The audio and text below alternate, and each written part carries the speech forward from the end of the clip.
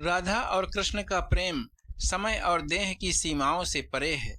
यह वह गाथा है जिसमें समर्पण है, विरह है, आनंद है और शाश्वत प्रेम है। रास मंडल में जब सैकड़ों गोपियां थीं, तब भी हर हृदय में केवल राधा ही थी। सच्चा प्रेम स्वार्थ से नहीं बल्कि समर्पण से पूर्ण होता है। वृंदावन की पावन धरा पर जब यमुना की लहरें मधुर स्वर छेड़ती हैं, तब बंसी की धुन में डूबे श्री कृष्ण और राधा का अलौकिक प्रेम जगत को मोह लेता है। यहाँ की कुंज गलियों में रास लीला केवल एक नृत्य नहीं बल्कि आत्मा और परमात्मा का अद्वितीय मिलन है। मित्रों, वृंदावन से कुछ ही दूरी पर है बरसाना नगरी, जहाँ प्रेम की देवी, भक्ति की अधिष्ठात्री श्री राधा रानी ने जन्म लिया।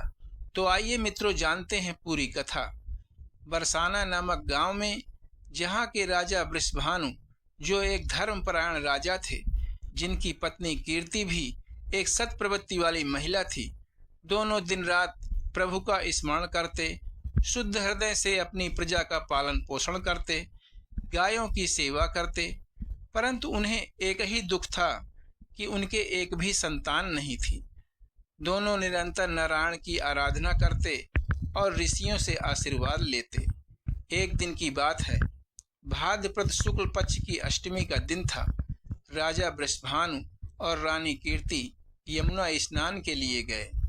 उसी समय वृषभानु जी ने यमुना तट पर एक अद्भुत प्रकाश देखा। उस प्रकाश के मध्य एक दिव्य कमल प्रकट हुआ और उस कमल के बीच में एक अलौकिक बालिका विराजमान थी। स्वयं श्री कृष्ण के प्रेम की अधिष्ठात्री देवी राधा। उसी क्षण वहां अनेक ऋषि प्रकट हुए। महर्षि नारद, महर्षि गर्ग, देव ऋषि पाराशर और ब्रह्मा जी भी उस अद्भुत दृश्य को देखने पहुंचे। उन्होंने वृषभानु से कहा, हे राजन, यह कोई साधारण कन्या नहीं है। आप धन्य हैं जिन्हें इनका पालन पोषण करने का सौभाग्य मिलेगा। इसका नाम होगा राधा। राजा वृषभानु और कीर्ति भाव विभोर हो उठे। उस बालिका को अपने घर ले आए। धीरे धीरे कुछ दिन गुजरे। बरसाना की प्रजा प्रेम से आह्लादित थी, परंतु एक रहस्य जो सभी को खटकता था कि यह दिव्य कन्या अपनी आंख क्यों नहीं खोल रही। माता कीर्ति चिंतित हो उठी। वृषभानु जी ने ऋषियों से पूछा, यह कैसी लीला है। तब महर्षि नारद मुस्कुराकर बोले, हे राजन, राधा के नेत्र केवल एक ही दर्शन के लिए बने हैं। जब तक श्री कृष्ण इनके सम्मुख नहीं आएंगे, ये अपने नेत्र नहीं खोलेंगी। कुछ दिनों बाद नंद बाबा अपने पुत्र कान्हा को लेकर वृषभानु जी के घर गए। जैसे ही नन्हे कृष्ण ने राधा की ओर कदम बढ़ाए, वैसे ही राधा ने पहली बार अपनी आंखें खोली।